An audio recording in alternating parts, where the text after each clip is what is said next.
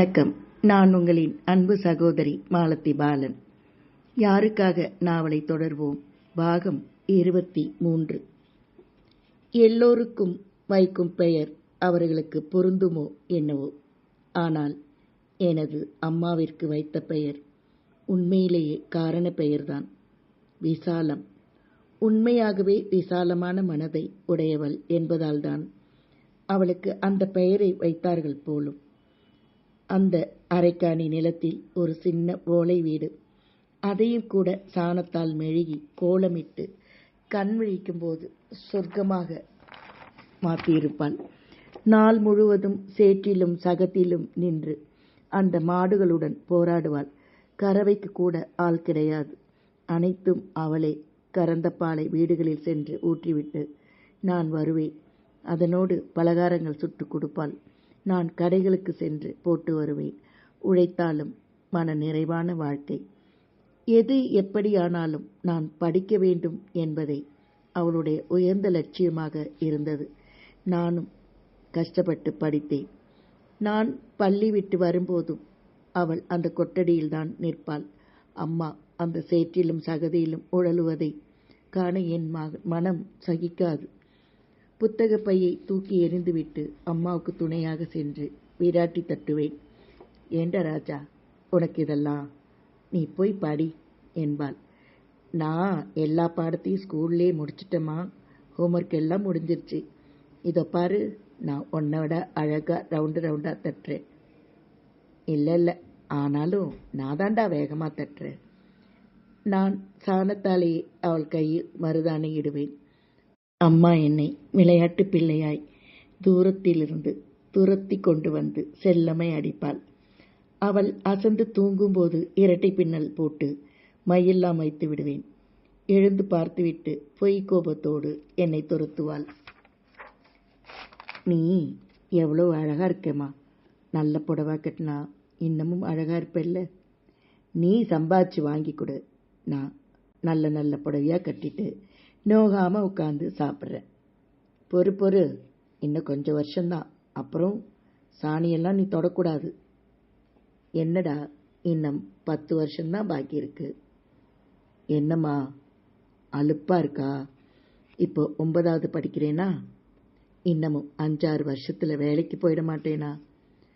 கண்ணா, நீ படித்து சம்பாதிச்சு என்னை காப்பாற்றணும்னு நான் கவலைப்படலடா.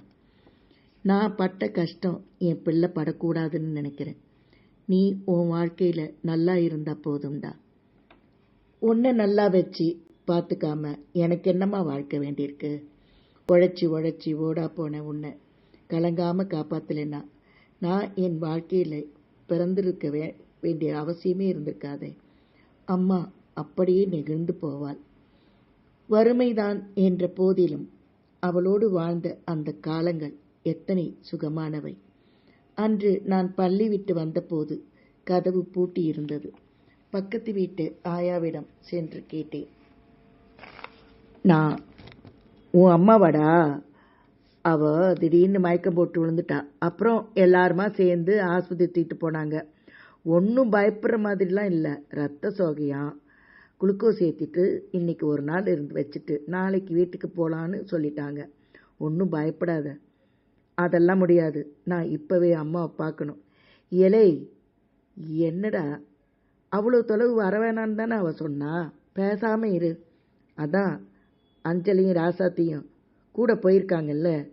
நீ என்ன பெரிய வீரன் சூரனா? அங்கே போய் என்னடா பண்ண போற? நான் அவர்களின் பேச்சை கேளாது அம்மாவை பார்க்க ஓடினேன். என்னை கண்டதும் அம்மா எழுந்து உட்கார்ந்து கொண்டாள். சிறு பிள்ளையை போல் அவளை கட்டிக்கொண்டு அழுதேன். ஏலே, இப்போ என்னடா ஆயிப்போச்சுன்னு இப்படி அட்டுழியம் பண்ணுற? நல்ல புள்ளப்போ என்று அஞ்சலை கேலி செய்தாள். ஏண்டா ராஜா, இப்போ அம்மாவுக்கு என்ன ஆயிடுச்சு? அதான் நல்லா இருக்கேன்ல. இதுக்கே இப்படி பண்ணினா நாளைக்கு எனக்கு ஒன்றாச்சுன்னா என்னடா பண்ணுவ? நீ போன பிறகு எனக்கு மட்டும் என்ன வேலை? நாம் 2 பேரும் ஒன்றாவே செத்துடலாமா? ஐயோ அசடே, போ. எல்லாரும் ஒரு நாளைக்கு செத்து போகிறதுக்கு தானே ஆகணும். சாவை கண்டு இப்படியா பயப்படுறது? அம்மா சிரித்தாள். டேய் ரமேஷா, அம்மாவை கூப்பிட்டுக்கிட்டு உருகுனது போதும். போப்பா, போய் காப்பி தண்ணி வாங்கிட்டு வா. வெளியில் இருட்டிடுச்சே, ஜாக்கிரதையாக போயிட்டு வருவியா? அட என்ன விசாலம், ஆம்பளை பிள்ளை மாதிரி வளரு. குடுங்க, காப்பி தானே வாங்கணும் எங்கள் அம்மாவுக்கு. இவ்வளவு உதவி பண்ணுற உங்களுக்கு இதை கூடவா செய்ய மாட்டேன்? அவர்களிடம் கூஜாவை வாங்கி கொண்டு வெளியேறினேன். காஃபி வாங்கி கொண்டு அத்துடன் மூவருக்கும் இட்லியும் வாங்கி கொண்டு வந்தேன். அந்த ஆஸ்பத்திரிக்கு அப்போதுதான் நான் வந்திருந்தபடியால் எனக்கு வழி தெரியவில்லை. வழி தவறி பிணக்கிடங்கிற்கு சென்று விட்டேன். பிறகு அங்கிருந்த வாட்ச்மேனிடம் வழி கேட்டுக்கொண்டு அந்த நீண்ட வராண்டாவில் நடந்து வந்தேன். மயான அமைதியுடன் இருந்தது ஆஸ்பத்திரி. எங்கே மீண்டும் வழி தவறி வந்துவிட்டோமோ என்று திரும்பி பார்த்தபோது ஒரு எலும்புக்கூடு என்னை பார்த்து சிரித்து கொண்டு நின்றது.